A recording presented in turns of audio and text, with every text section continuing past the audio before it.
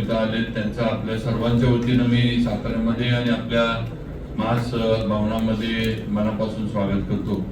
त्याचबरोबर आता ज्यांनी आपल्या नेहमीच्या मिस्किल याच्यामध्ये मार्गदर्शन केलं, तरी फरोक अंकल एक गोष्ट मी सांगायचं विसरला, इथं जो येतो आणि ज्याचा सत्कार होतो तो मुख्यमंत्री होतो। आणि तुम्ही जरी सांगितलं तरी आम्ही सामंत साहेबांना मुंबईत सांगितले, अशोक चव्हाण आले, इथं सत्कार झाला, वायबी चव्हाण त्याच्या आधी साहेब वायबी चव्हाण पण येऊन गेले, इथं त्यांचा सत्कार झाला, ते पण मुख्यमंत्री झाले। म्हणजे सांगतोय तुम्हाला काही अडचणीत आणत नाही, काळजी तेच पण म्हणलं अडचणीत आणत नाही। पण एक सगळ्यांची आणि त्यातल्या त्यात फरोक अंकलची ती आहे की इथं सत्कार झाला की तो मुख्यमंत्री पुढं नशिबात असेल तर पुढचं आमच्या शुभेच्छा आहेतच तुम्हाला। आज फरोक कुपर साहेब इथं उपस्थित आहेत, तसंच मोहिते साहेब, तसंच अनुप आणि सगळे अजित मोठा साहेब आहेत, सगळे सर्व प्रसन्न आमचा देशमुख सगळी यात साताऱ्यातील आणि जिल्ह्यातील सर्व उद्योजक आज इथं आलेत। आपले आरो पण इथं आहेत, आज त्यांचं पण सगळ्यांना अनेक वर्षाची म्हणजे मला वाटतं अनेक वर्षाचं स्वप्न आरो ऑफिसचं साहेब पूर्ण झाले। म्हणजे बरेच वर्ष स्वप्नच होतं सगळ्यांना, कारण प्रत्येक गोष्टीला कोल्हापूर गाठायला लागायचं, छोट्यातल्या छोट्या परवानगीसाठी उद्योजकांना इथनं कोल्हापूरला जायला लागायचं, परत काही राहिलं की परत सातारला यायचं, परत कोल्हापूरची वारी करा, अशी आमची थोडी परिस्थिती होती। आणि आमच्या इथं लोणंद शिरवळ या दोन्ही मोठ्या MIDC सुद्धा अनेक वर्ष आरो ऑफिस आम्हाला मागणीनं प्रयत्न करून पाठपुरावा करून मिळत नव्हतं, पण ते शेवटी तुम्ही जसं आल्यावर म्हटला की योगायोग लागतो, तो योगायोग सामंत साहेबांच्या उद्योग मंत्री पदाच्या कालावधीमध्ये आला आणि त्यांच्यामुळं आणि एकनाथ शिंदे साहेबांमुळं आपल्याला हे आरो ऑफिस मिळालं आणि असे अधिकृतरित्या सुरू पण झालेलं आहे। त्याबद्दल सामंत साहेबांचं पण आणि आपले विद्यमान उपमुख्यमंत्री आणि मुख्यमंत्री माननीय एकनाथ शिंदे साहेबांचं आपण सगळ्यांनी मनापासून खरं म्हणजे आभार मानलं पाहिजे। त्याचबरोबर साहेब आता मी जास्त वेळ घेत नाही, कारण आपल्याला आपण बोलणं महत्वाचं आहे आणि आपल्याला परत मुंबईला CM साहेबांची आढावा बैठक आहे त्याला जायचंय। तशा इथं आल्यानंतर आपल्याला जे आमचे सर्व उद्योजक आहेत त्यांच्या अपेक्षा काय ते सगळ्यांच्या चेहऱ्यावरनं नजरेतनं दिसल्या असणार आणि हे काही आम्ही पकडून कोणाला आणलेलं नाही, सगळे स्वतःहून उत्साहानं सगळे एवढ्या संख्येने आले की आपले उद्योग मंत्री येतात, आपल्यासाठी काहीतरी करणार आहेत। आणि सगळ्यात महत्वाचा आमचा विषय आहे तो म्हणजे साहेब जागा। आमची MIDC वाढली पाहिजे। एक अनेक वर्षाची आमच्या सातारकरांची सहल आहे की सातारा MIDCच्या उद्योग याच्यामध्ये वाढीमध्ये मागं पडलं आणि एवढं कनेक्टिव्हिटी आमची चांगली असताना आम्हाला तो फायदा सातारकरांना किंवा सातारच्या उद्योजकांना मिळाला नाही। ही इथं बसलेल्या प्रत्येकाच्या मनामध्ये ती सहल आहे आणि वैयक्तिक माझ्या मनात पण ती सहल कायम आहे की आपण कुठेतरी त्याच्यामध्ये मागं पडलो आणि याच्यासाठी सुरुवातीला आम्ही देगावचा प्रयत्न केला। नारायण राणे साहेब असताना तसं देगावचं नोटिफिकेशन झालं, थोडा देगाव ग्रामस्थांनी आणि बराच विरोध झाला, नंतर पुनर्रचनेनंतर मतदारसंघ बदलले, हा भाग कोरेगावला जोडला गेला, त्यामुळे ती देगावची नोटिफाय झालेली MIDC ही डिनोटिफाय झाली आणि त्याच्यानंतर मग परत आता वर्णे, निगडी आणि जाधववाडी असे 3 ठिकाणी परत एकदा नोटिफिकेशन तिथलं झालेलं आहे। थोडंफार सांगायचं गरजेचं आहे की तिथल्या पण शेतकऱ्यांचा काही प्रमाणामध्ये याच्यासाठी विरोध आहे। तर आमचं मत असं आहे की जी बागायती जमीन आहे ती वगळून जी अगदी डोंगराच्या इकडं पड जमीन जी आपण म्हणतो जिथे शेतीच कधी झाली नाही अशी जमीन आपण घेऊन तिथं जे काय असेल ते डेव्हलपमेंट त्याच्यामुळे एक चांगलं की सलग हे जे मगाशी आपण ब्रेकफास्ट करताना चर्चा केली की जो BVG ने केलेला फूड पार्क आहे त्या फूड पार्कला लागूनच हा सगळा परिसर आहे। म्हणजे तिथं काय फार भौगोलिक दृष्ट्या काही लांब आहे असं सगळं ऑन द हे रोड आपल्याला पलीकडे बोरगावला लगेच आपल्याला निघता येते जिथं नॅशनल हायवे येतोय, इकडून फुटपाथचा रोड आता झालेला आहे, आमचे स्पिनिंग मिल आहे त्याच्या शेजारनं, त्यामुळे कनेक्टिव्हिटी चांगली आहे। दुसरं आपण लिमखिंडीतल्या एक IT पार्क साठी आपण जागा ती बऱ्यापैकी आपण त्याचा निर्णय घेतला, आपण आपल्या भाषणामध्ये ते जाहीर करा. त्यामुळं तो एक आहे, कलेक्टरांच्या ताब्यातच ती जागा आहे. पूर्वी तिथं थोड्या क्वारीज होत्या, आता त्या क्वारीज बंद झालेल्या आहेत आणि उरलेली जागा मला वाटते 46 हेक्टर जागा आपल्याला ती उपलब्ध आहे आणि 46 हेक्टर मध्ये कलेक्टरांकडनं आपल्याला ते उपलब्ध होणार आहे. त्यामुळं त्यात कुठली अडचण फार काही नाहीये, कारण गव्हर्नमेंटच्या मालकीच्या ताब्यात असणारी जागा आहे. त्यामुळं आयटी पार्क त्या ठिकाणी झाला तर एकतर पुन्हा ची कनेक्टिव्हिटी आम्हाला चांगली आहे, कारण हायवे तिथं आहे आणि हायवेला लागूनच ही सगळी 46 हेक्टर जागा आहे. त्यामुळे फार मोठा आयटी पार्क आपण तिथं करू शकतो. आणि आता सातारा आणि पुन्हा ट्रॅव्हल टाइम बघितलाच आहे तर 1 तास 1.25 तासावर आलेलं आहे. 2 आमचे टनल काढायचं चाललंय खंडाळ्याच्या याच्यातनं, ते दोन्ही टनल आता एक तरी टनल पुढच्या काही याच्यामध्ये पूर्ण होईल, तेव्हा अजून 15-20 मिनिटं आमचं जे ट्रॅव्हल टाइम कमी होईल. आणि दोन्ही टनल पूर्ण झाल्यानंतर 100% सातारा आणि पुण्याची कनेक्टिव्हिटी ही अजून चांगली होणार आहे. आणि मी मध्यंतरी आमच्या सातारा पुणे हायवेच्या बाबतीत पण गडकरी साहेबांशी बोललो की साहेब काम रिलायन्स कडे आहे, म्हणावं तसं या कामाकडे रिलायन्स कॉन्ट्रॅक्टर म्हणून लक्ष देत नाही किंवा मेंटेनन्स आमचा ज्या अपेक्षेनं आम्हाला पाहिजे, का आम्ही टोल भरतोय, टोल भरत असताना ज्या अपेक्षेनं आम्हाला मेंटेनन्स झाला पाहिजे तसा होत नाही. आणि वेळोवेळी मागे लागायला लागतं, प्रशासनाला मागे लागायला लागतं, आम्हाला मागे लोकप्रतिनिधी म्हणून मागायला लागतं आणि मग ते कुठेतरी काहीतरी डागडुजी केल्यासारखं करतात. पण त्याचं पण गडकरी साहेबांनी निर्णय घेतलाय की नवीन डीपीआर करायचा आणि आता नवीन डीपीआर करून नवीनच जो काय तो प्रोजेक्ट परत एकदा सातारा पुणे हा जो NH आहे त्याचा करायचा असं त्यांनी निर्णय घेतलाय. म्हणजे मागचा जुना कॉन्ट्रॅक्टर जो आहे तो त्याच्यातनं पूर्ण बाजूला होऊन जाईल. त्यामुळे नक्कीच हे करेन. आणि योगायोगानं हे सगळ्यांनी मला म्हणजे सगळ्यांचं प्रेम तर आहेच माझ्यावर. तर सगळे उद्योजक असले आणि मी जरी मंत्री असलो तरी साहेब सगळे घरातले आणि फरोगांतर तर माझ्या वडिलांपासून आजींपासून जे आमचे सगळ्यांचे संबंध आहेत. आता अजित मुत्ता असेल किंवा सगळे इथं बसलेल्या प्रत्येकाचे आमचे फुटाळे साहेब आहेत, सगळे आता पुन्हा कुणाची नावं घ्यायची.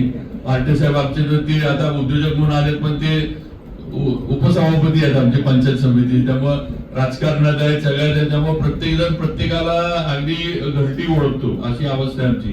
त्यामुळं सगळ्यांनी विश्वासानं मला 5व्यांदा निवडून दिलं. मी तुमच्या बरोबर पहिल्यांदा आपण दोघं राष्ट्रवादीतनं आमदार झालो, त्यावेळेला मी होतो, आपण होता, आपण राष्ट्रवादी युवक काँग्रेसचे अध्यक्ष होता. नंतर थोडं तुम्ही दुसऱ्या मार्ग वेगळा म्हणजे सेनेचा धरला पुढे गेला, आम्ही राष्ट्रवादी राहिलो, जरा मागं पडलो.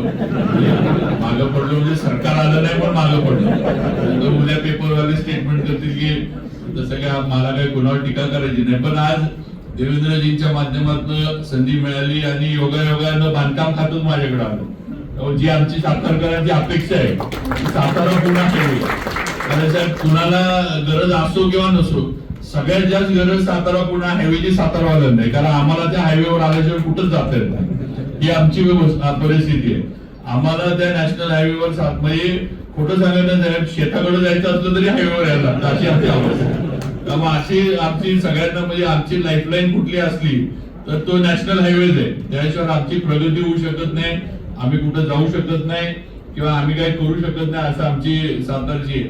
त्यामुळं त्या ह्याच्यामध्ये नक्कीच लक्ष पाठपुरावा सगळं आमचं चालू आहे. नक्कीच ती पण सुधारणा हे आज आहे. ठीक आहे, वाहतुकीसाठी हायवे ठीक आहे, फार काय म्हणजे अडचणी आहेत असं नाही. आज ओव्हरब्रिजेस वगैरे बरेचसे पूर्ण झाले, काही 1-2 पुण्याचे इथले त्याची कामं शेवटच्या ह्याच्यात आहेत. पण एक जी आमची अपेक्षा आहे किंवा आम्ही टोल भरतोय, टोलच्या मनानं आम्हाला त्या हायवेची जी काही दर्जा क्वालिटी जी आहे ती आम्हाला मिळत नाही, हा एक आमच्या सगळ्यांचा आहे. पण राहिला विषय MIDCचा, साहेब आमचं इथलं जे आता धैर्यशीलने आणि निवेदनात पण दिलंय, बऱ्याचशा गोष्टी आपण पण केल्या.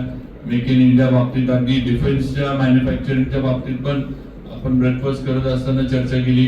या सगळ्या याच्यामध्ये आपलं सहकार्य आम्हाला मिळावं. सगळ्यात महत्वाचं म्हणजे IT पार्क म्हणजे दोन्ही, म्हणजे उदयनराजेंनी आपली ह्याच्या जागेचा प्रस्ताव दिलाय, आपलं पशुसंवर्धनाची जागा जी आहे विलासपूरमध्ये आणि आपण हा दुसरा, या दोन्ही जागेचा विचार व्हावा. कारण दोन्ही जागा आपल्याकडे घेतलं तर आपण काही करू शकतो. स्किल सेंटर तिथं माग आपण म्हटलं तसं आपल्याला उभा करता येईल, काही करता येईल असं आहे. तर त्यामुळं दोन्ही घ्याव्यात. त्यातल्या त्यात कलेक्टरांकडं नागेवाडीची लिमकेंद्रीची जागा स्वतः कलेक्टरांच्या ताब्यात आहे, त्यामुळे ती हँडओव्हर व्हायला फास्ट ती हँडओव्हर होईल. इकडची जागा जी आहे ही पशुसंवर्धनकडे असल्यामुळे ह्या खात्याकडनं त्या खात्याकडे हँडओव्हर व्हायला जरा सगळ्याच्या मंत्रालयीन कामामध्ये जरा वेळ जातो, तर ती पण होईल दोन्ही. त्यामुळं नक्कीच उदय सामंत साहेबांच्या माध्यमातून आज बाकीच्या विषयांवर चर्चा नक्कीच करतील. आढावा इथंच आपण आढावा बैठक पण अधिकाऱ्यांना एचओडीने इथंच बोलवलंय. थोडं परत त्यांना खरं म्हणजे त्यांनी निवांत येणार होते, सीएम साहेबांनी आणि दोन्ही डीसीएमनी इंडस्ट्री विभागाची दुपारी त्यांना बैठक लावल्यामुळं परत त्यांना मुंबईला जायला लागलं ना, असल्यामुळे थोडा कार्यक्रम आपल्याला शॉर्ट ठेवायला लागला, गडबडीत करायला लागला. साहेब एवढीच आपल्याकडनं सगळ्यांची अपेक्षा आहे की सातारा वाढलं पाहिजे, आमचं औद्योगिक क्षेत्र वाढलं पाहिजे. मसवडला MIDCचं क्षेत्र वाढते, चांगलं आहे. आमचं काही नाही, आमच्या जिल्ह्यातला तो भाग आहे.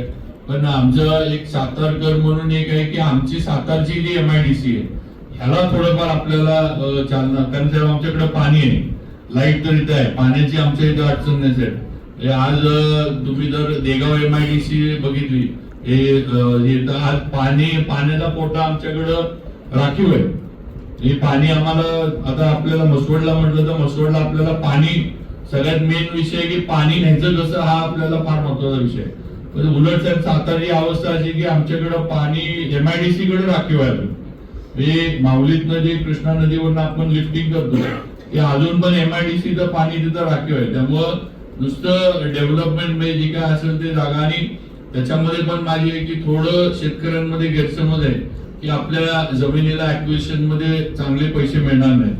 थोडं त्यांना पण एक जरा हे झालं पाहिजे किंवा आपल्याला चांगले पैसे मिळतील. नवीन धोरण आहेत, तुम्हाला डेव्हलप केलेली जागा परत तुम्हाला त्या शेतकऱ्यांना किंवा मूळ मालकाला परत वापरायला थोडीफार त्यातली मिळते. मला वाटते 20% का 10% का काय तर ह्या गोष्टी जरा लोकांना माहित नाहीत. थोडंफार जुन्या पद्धतीनं सगळ्यांना वाटतं की जुन्या MIDC जशा झाल्या आमच्या जमिनी ताब्यात घेतल्या आणि आम्हाला तिथं बाजूला काढलं, आमच्या मुलांना नोकऱ्या नाही काय नाही, असं जरा गैरसमज आहे. हे थोडं माझं म्हणणं आहे की लोकांमधलं शेतकऱ्यांमधलं दूर झालं तर नक्कीच हे होईल.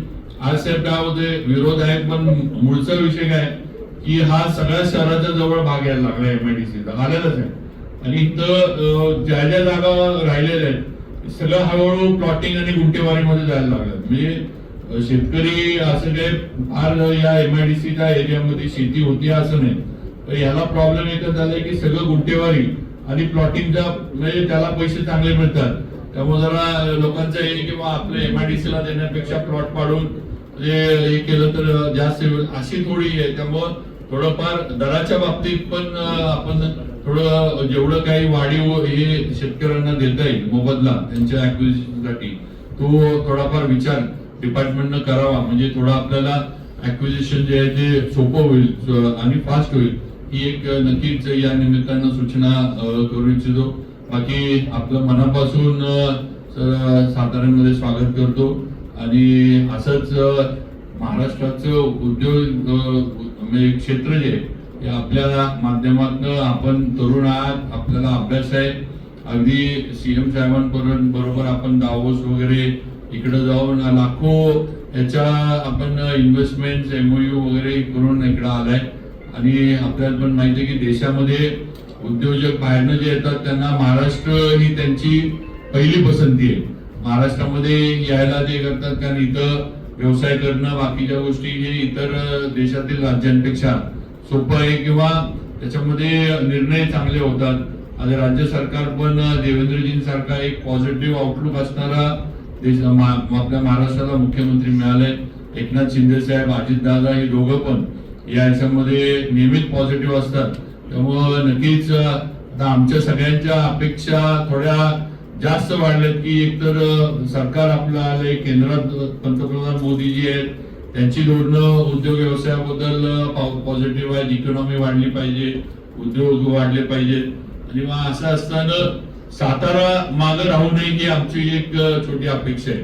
त्यामुळे 100, 200, 300 एकर जे काय आम्हाला हे होईल त्याच्यामुळे आपल्याला हे करत नाही. आपण एकदा तो निर्णय जर घेतला तर आमच्या इथलेच उद्योजक निम्म्याने 100% जागा आमचेच उद्योजक घेतील. कारण सगळ्यांना आपापल्या कपॅसिटी वाढवायच्या, प्रत्येक जण अडकलाय तो जागेमुळे. आणि कपॅसिटी जे मगाशी सगळ्यांनी सांगितले की प्रत्येकाकडे काम आहे आता. म्हणजे आज फरूक अंकल साहेब एक्सपोर्ट ते करतात, बाकीचे युनिट्स एक्सपोर्ट करतात, पण वाढायला जागा नाही, एमआयडीसी मध्ये प्लॉट अवेलेबल नाहीत, मोकळ्या जागा नाहीत. अशी थोडीफार आमची परिस्थिती असल्यामुळं आमच्याकडे सगळं बाकी तयारी आहे, पण आम्ही वाढू शकत नाही, ग्रो करू शकत नाही, ही आमची अडचण आहे. का तर लँड आमच्या इथं आमच्याकडे हातात नाहीये. ही सगळ्यात महत्वाची अडचण ही सातारच्या या उद्योग व्यवसाय वाढीमध्ये आहे. मग त्याच्यामध्ये आपलं थोडंफार नाही, भरपूर आम्हाला आपलं सहकार्य लागणार आहे, ते मिळणार याची मला खात्री आहे. परत एकदा आपलं स्वागत करतो. महाराष्ट्राचे सर्व पदाधिकारी येत आहेत, अगदी प्रोएक्टिव्ह पणे काम करणारी संघटना आहे. तर पहिल्यांदा आम्ही ज्या वेळेला म्हणजे त्यावेळेला मला वाटतं युवराज पवार साहेब अध्यक्ष होते, त्यावेळेला पहिल्यांदा आम्ही अशोक चव्हाणांना पहिल्यांदा अनेक वर्षानंतर आमचे एमआयडीसीतले रस्ते त्यांनी करून दिले. आमच्या एमआयडीसीतल्या रस्त्यांची अवस्था अशी होती की म्हणजे तुमचे मोठे काय उद्योजकांना पण गाड्या आणता येत नव्हते अशी. पण ते इथं आले, आम्ही त्यांना मुंबईत भेटलो, थोडं हे केलं. त्यांनी मला वाटतं सुरुवात त्यावेळेला 2-3 कोटी रुपये त्यावेळेला काय फारला, त्या काळात त्यांनी 3-4 कोटी रुपये काय आम्हाला दिले, सगळे रस्ते आमचे करून दिले. असे एक होत गेलं. आता तर आपण आज ते आरओ ऑफिस झालं, इथं आम्हाला सगळ्यांना म्हणजे काय म्हणायचं त्याच्यामध्ये तुरा म्हणतो ना आपण, अशातले आमचे, कारण आरओ ऑफिस म्हणजे आमचं उद्योजकांचं एक काय फार मोठा स्पीड ब्रेकर होता. आता आपण स्पीड ब्रेकर सगळ्यांचा काढून टाकला. इथं फक्त थोडं ज्याचा उल्लेख जयरीशनला केला की कर्मचारी तिथं लागतील, त्याचा थोडा हे करावा. आता फायर स्टेशनचं पण, फायर स्टेशनला पण शेवटी पर्सनल जे आहे ते तिथं लागणार. त्याशिवाय नुसतं फायर स्टेशन आणि तिथं ट्रेंड स्टाफ पर्सनल वगैरे जे असतील, त्याचं मेन म्हणजे आपलं एआय त्याचं हॉस्पिटल झालंय, त्याला सुद्धा विखे पाटील साहेबांनी मागच्या याच्यामध्ये आपल्याला जागा जी आहे ती पशुसंवर्धन, ती जागा एमआयडीसी मधली दूध डेअरीची जागा त्यांनी आपल्याला दिली आहे. त्यामुळे तो एक जागेचा फार महत्वाचा विषय संपलाय. त्यामुळं ती सुद्धा आता लवकरच काम सुरू होते. त्यामुळे अशा अनेक आपलं सहकार्य राहावं एवढीच विनंती करतो आणि आपलं परत एकदा स्वागत करून थांबतो. जय हिंद, जय महाराष्ट्र.